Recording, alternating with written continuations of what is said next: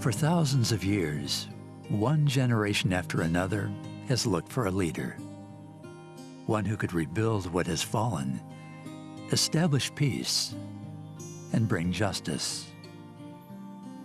The ultimate example of that hope may be the Jewish anticipation of a promised deliverer known as the Messiah. While many doubt that the world will ever see such a Messiah, many believe that he has already come and gone. But it's been 2,000 years since Jesus of Nazareth died for his claim to be the King of the Jews. And so a broken and divided world still waits and still hopes. These men, Jewish by birth, share a deep desire to see peace not only in this troubled land of the Bible, but in all the nations of the world. They met south of Jerusalem in the town of Susia. Here, an ancient worship center known as the synagogue is a reminder of the Jewish hope that God would someday make a way to turn the world right side up.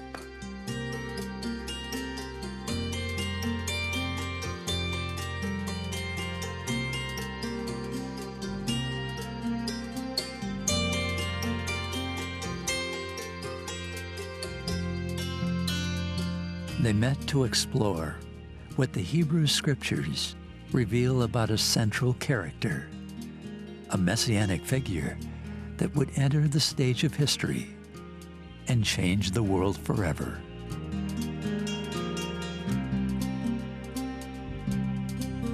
Avner Bosky lives nearby in the biblical city of Beersheba.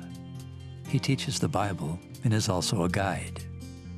Dr. Michael Brown lives in the United States. He's a Hebrew scholar and author.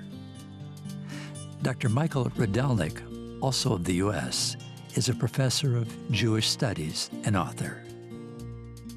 Ancient Jews and Jews to this day divide the Bible into three parts: the law, the prophets, the writings, and each of these parts of the Bible speak in distinct ways about the Messiah and lay out foundations, and each one builds on the next. So by the time you're done with law, prophets, writings, you've got a complete picture of who the Messiah will be and what the Messiah will do.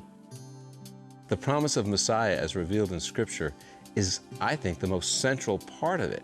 It keeps pointing to this one person, and he's called many things. He's called Messiah, he's called King, he's called Prophet, he's called Priest, but he is the one that's the answer to all our problems. He's the one that we're seeking as we read through the Scriptures. Though all three have Jewish roots, they believe the image of Messiah that emerges from the Old Testament Scriptures can only be identified as the first-century rabbi, Jesus of Nazareth.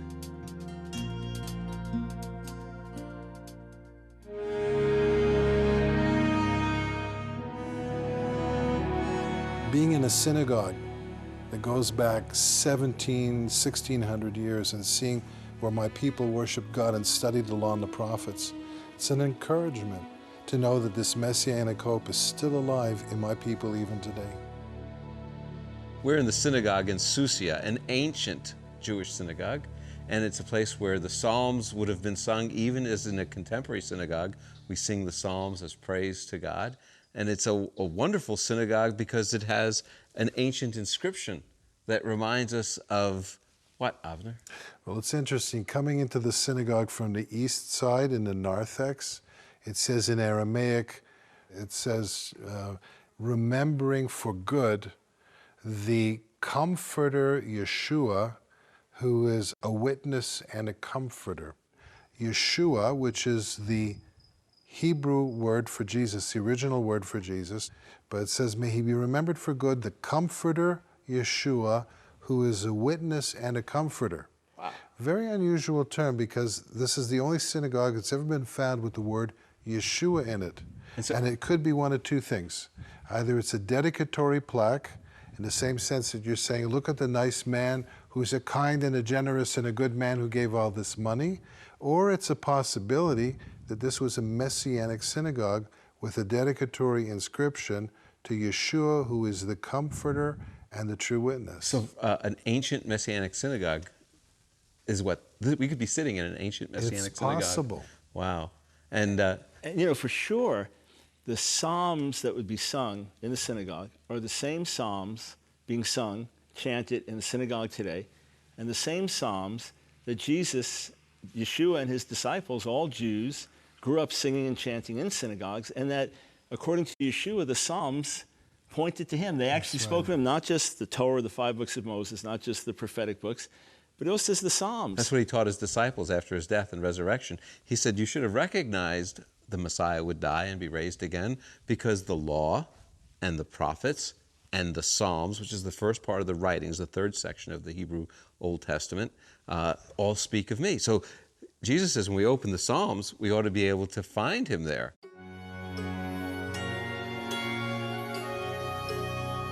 In the New Testament, which quotes a lot of the Psalms, it quotes one Psalm more than any of the other Psalms, which is Psalm 110. And I often looked at it and said, okay, what made that so significant that it's quoted so often in the New Testament? I mean, what is there in Psalm 110 that's so rich and important?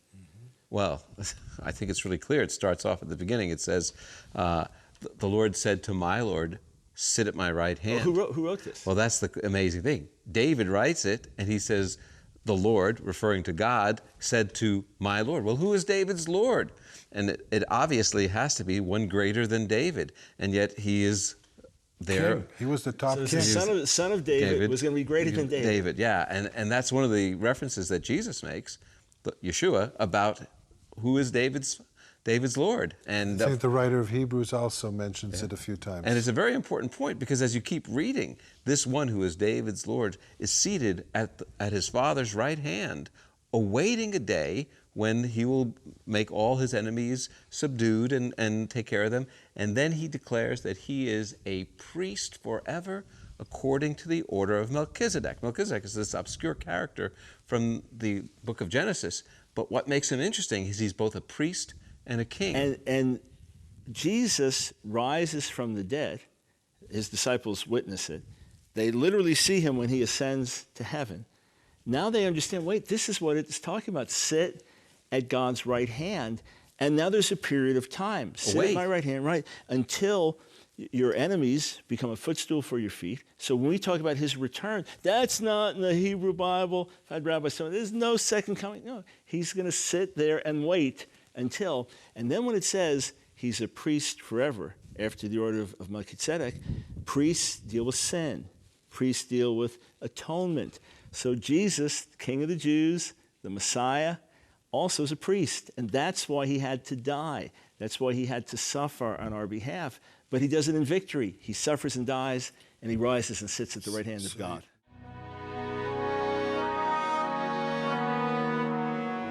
The Psalms are written all different times. Hundreds of years. Hundreds of years. There's different Psalms. Psalms by David, Psalms by Moses, Psalms by Solomon, Psalms when Israel later went into captivity, Psalms written when Israel came back from captivity. And one theme that runs through all these Psalms is that there's a king. And by the time the Psalms are put together in a book, the Davidic kingship has ended. There is no Davidic king. Is there a throne? There's no throne. There's nothing. They're waiting. And there's still people who are descended from David at that time. But there is no Davidic king. But they're not kings. And so whenever you read the Psalms, as they were finally put together, they're not just talking about David in the past. They're telling those who are singing these Psalms, keep looking for the king who is coming in the future. So now you're saying the Davidic king, the Messianic king. And we need to keep our eyes on the promised seed, but we know a lot more about him now. Yeah. We know that he's from Abraham. We know that he's from Judah. We know that he's from David. We know he has all these functions, and so it's kind of narrowing in. And now we know that he's going to come one day, from the time when the Psalms are written, yet into the future. And we know he's going to be a priest king. So if I look at Psalm 2, which seems to be a psalm of coronation, all the nations are raging. They want to throw off the yoke of the Lord and his Mashiach, his anointed one. Well, that means he's ruling and reigning over the nations, Yahweh and his anointed one. Why do the nations rage? The kings of the earth set themselves against the Lord and against his anointed. The Lord shall speak to them in his wrath. Yet I have set my king on my holy hill of Zion. The Lord has said to me, You are my son. Today I have begotten you. Ask of me, and I will give you the nations for your inheritance. Blessed are all those who put their trust in him. Psalm chapter 2. Then it says that when they want to fight and they want to resist, that God's word to them is, I installed my king, my son. I installed my king on Zion. And even if it was originally spoken over David or something, the thing was never realized. So I'm reading the Psalms now. I'm a Jew living in Jesus' day. I'm reading the Psalms. I'm saying, where is that king? Yeah, that king is never come. And the Psalms wants us to keep looking for that king. And then, of course, Jesus appears and begins his ministry. Doesn't appear out of anywhere. He's born, he grows up, he starts teaching, and when he first arrives, what is it that God says? You are my son. That's Psalm 2. He quotes Psalm 2. Which is the voice from heaven, right? Yeah, so this is my beloved son. And so that idea of a son, meaning the perfect representation of God, there he is. And it's rooted right in Psalm 2. Now, so you have these two very important Psalms that we've talked about. Psalm 110 presents the king as seated at the right hand of the Father. Here in Psalm 2, the king is the one who is the son, who is God's one and only son, who is the representative on earth, who is also the one to whom all the nations should bow.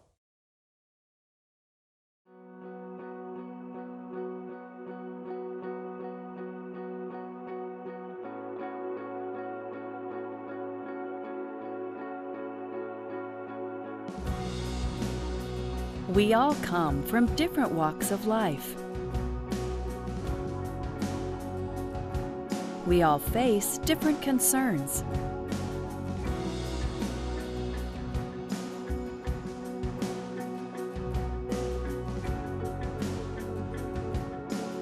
But there's a place we can all turn to find hope and encouragement for our lives.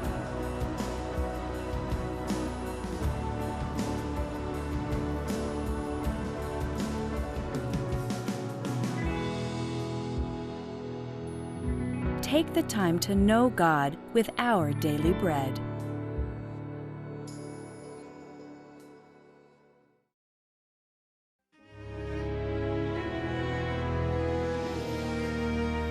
It's so important that when we start reading the Bible, all of a sudden the picture becomes clear. I had a friend, actually he was an old teacher of mine in high school, who was challenged about this, and then he said, well, I'm going to get a Bible and start reading it. And as he read it, just as you say, the lines began to be filled in. Now, there's something important about this psalm, and what he discovered, it wasn't just that the Psalms teach that the Messiah would be a king.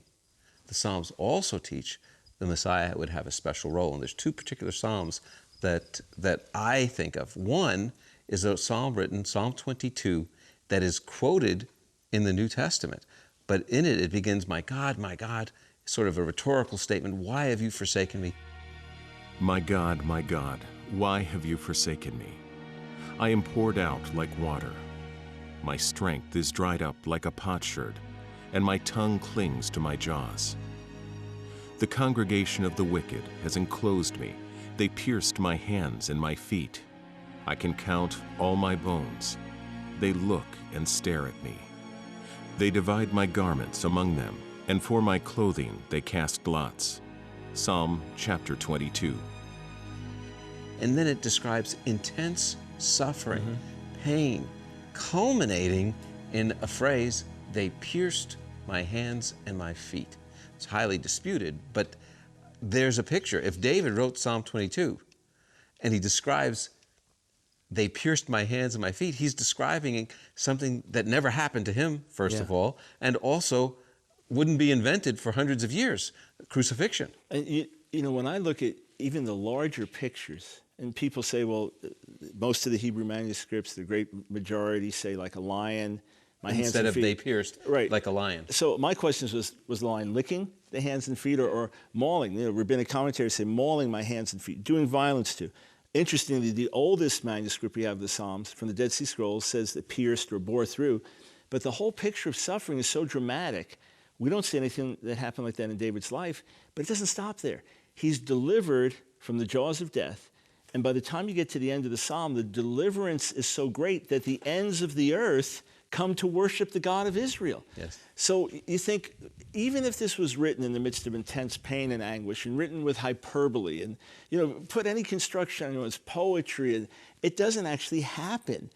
Nothing on that scale happens. And now Yeshua comes as the ideal righteous sufferer. See, he says everything that was written, it finds its full meaning and full expression in me. And he suffers literally these very things, and then he rises from the dead, and it's fulfilled in front of our eyes. The ends of the earth are worshiping the God of Israel. So in the Gospels, right, in the New Testament, did the writers of the Gospels use Psalm 22? Was there a connection that they made between that and the crucifixion? Graphically. Of course, Psalm 22 talks about gambling for his clothes, and of course that happens in the Gospel of Matthew, and they cite that. They quote, they hear Jesus saying, as he is dying, my God, why have you forsaken me? That doesn't mean he thinks that God abandoned him. It just means he's rhetorically quoting the psalm, saying, okay, now this expression of suffering is happening to me. And then even the words of the mockers, where is his God? Let him save him. Those words of the mockers are in Psalm 22. Taken from Psalm 22. And consciously quoted as if people are living out history and don't even know they're doing it. So this is exactly Messianic prophecy getting fulfilled, being described historically exactly in the words of Psalm 22. And think about it, when David wrote Psalm 22, it was about 1,000 years before. Right. So it's really remarkable.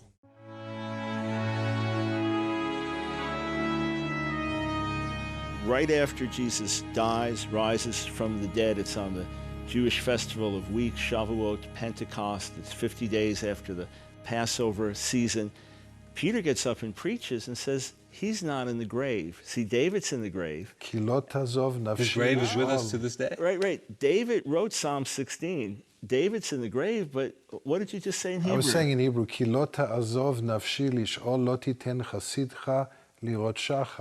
means? You will not abandon my soul to Sheol. You will not allow your righteous or faithful one to see corruption. So what does Peter do with that? Peter says, well, David has been buried, and we know his body is rotted in the grave. Yeah. And so therefore, we know this can't be talking about David. So it is speaking about David's greater son, who did not decay in the grave, but 3 days later was raised from the dead. Clear lines, bright colors. So it's not just that he's going to be a king. He's going to suffer. Priest king. Yeah, priest king, suffer, die, and be resurrected. There are other books called part of the Jewish category of writings.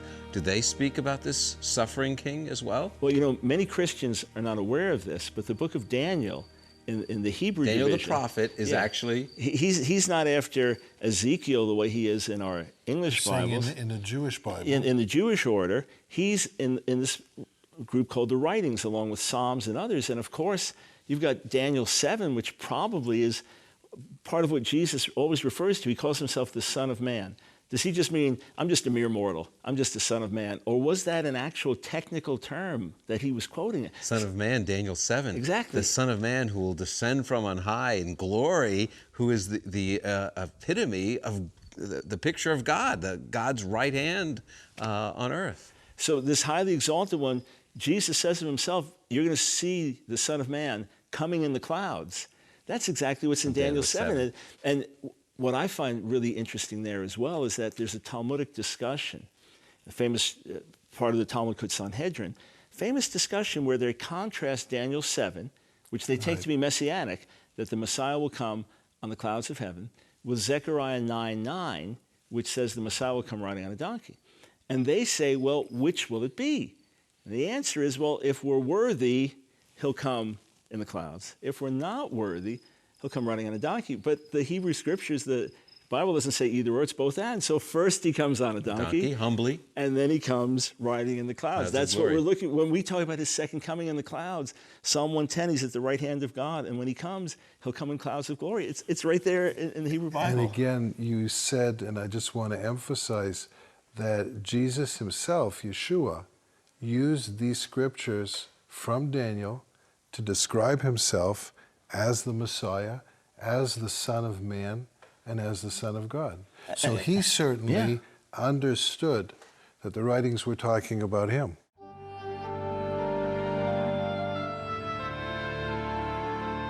There is another thing that Daniel writes about, which is just amazing. And it's a passage that a lot of people are nervous about because it requires arithmetic. And so, but you know, it's so significant, you don't need to do the arithmetic to understand it, because it speaks about, it's one of the places in the Hebrew Bible where it uses the word Mashiach, Messiah. Anointed One, in its capital M Messiah usage. And it says there that the Messiah will be cut off, and that means he'll die. And then it tells us when. After he dies, it says the people of the prince who is to come will destroy the city and the sanctuary. What's so significant about this? It says Messiah is cut off, he dies, and then the Romans came and destroyed Jerusalem and destroyed the temple, and that is exactly the description there in Daniel 9. So when did they do this, then? that's the amazing thing. It happened in the year 70, about one generation after the crucifixion, the death of 40 years, actually. Yeah. And so it's just amazing when you think about it. Daniel tells us, first of all, that the Messiah will die. That's surprising to many people. And then secondly, he'll die before the destruction of Jerusalem and the temple in the year 70. You know, some historical records of books that I read said that it was one of the times, right after the destruction of the temple, that more Jewish people here in the land of Israel turned in faith to Jesus as their Messiah and Redeemer than any other time. And I think it's because they were putting the pieces together, and things were adding up, and it made sense. You know, in this passage we're looking at in Daniel, the 9th chapter, has a background. Daniel is one of the Jews in exile. He's in Babylon. The first temple has been destroyed, and he's agonizing and praying and repenting, and God gives him a revelation. No, something more important. Daniel was praying about, we're in captivity 70 years, it's time to come back. And God says, I'm going to talk to you about 70 times 7, the arithmetic, and there's 7, and then 42, and then 1, and what does it actually mean, and how does this work out? Well, 7 is 62, and 1. What ultimately happens, though, is God says there's something more important than the return from exile. There's going to be a rebuilding of the temple, and during this period of time, things are going to happen. And it lists 6 different things, and somehow sin has to be brought to its full measure, and atonement has to be made, and righteousness has to be introduced. And you see that sin brought to its full measure in the crucifixion of the Messiah. Atonement made for all. Righteousness introduced, and all this has to happen before the second temple is destroyed. That's our time frame. That's our bookend. So either the Messiah comes and accomplishes these things during this time frame, or we have no Messiah. So if we have the Torah or the law of Moses as a kind of a foundation here, and then we have the prophets as a kind of a trunk or pillar here, from what we've been talking about today, it sounds like the writings are nearly like the beautiful crown on top of this messianic drawing, this picture of the promised one. And it's each of us, as Jewish people, have examined these passages. I know in my life, that's what convinced me that Jesus was indeed, Yeshua was the Messiah of Israel, and therefore, as the Messiah of Israel, the Messiah of the world, and he was worthy for me to follow and believe in, and to accept that he died in my place and rose again, and now I want to follow him. So you're saying for your own life, the issue of the Messiahship and the description of the promised seed, that's really the thing that brought you to faith. That's what brought me to faith. And I know Michael said that after he had already believed this... That's what deepened my faith, and when I was challenged by the rabbis.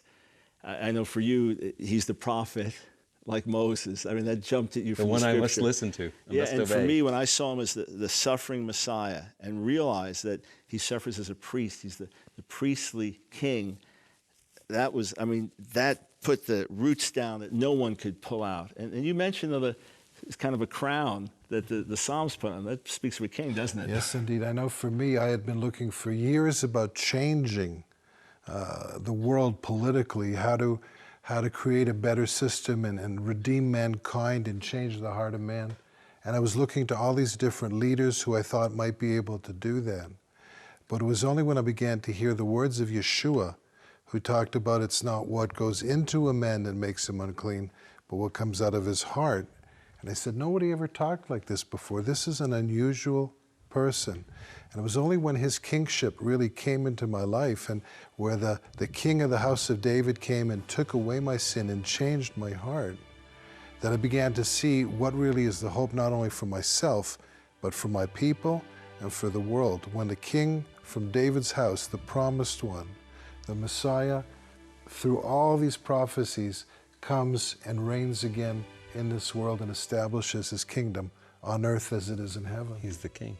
So it's interesting. He's the prophet that Moses spoke of. He's the priest who suffers for our sins. He's the king that reigns in our lives and will come and reign on earth. And that's what the promise of Messiah is in the Hebrew Bible. We know that Jesus was this amazing person and world famous, but was he really the promised one? And see, if you're a Jew, you say, okay, I know that God delivered our forefathers from Egypt, and I know he gave us these books we call the Bible as they're all put together. And in those books, they talk about someone who's going to come, and he's going to redeem us, and he's going to save mankind. So if Jesus is the one that's prophesied, that's described in advance in this book, in the Bible, then he's the one. And if not, we have to look for someone else. So that's the wonderful thing. Jesus says, hey, everything that happened to me, it's already written in the book. It doesn't just happen. You go out day after day, week after week, month after month. Discipline is necessary for physical and spiritual growth. Sometimes it feels great. Other times, it hurts. But you keep at it.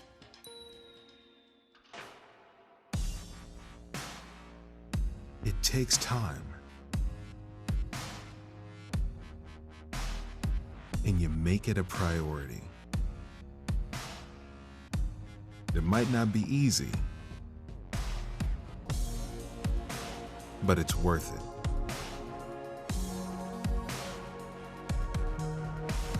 Our Daily Bread can help you connect with God daily. Visit odb.org/fitness to learn more.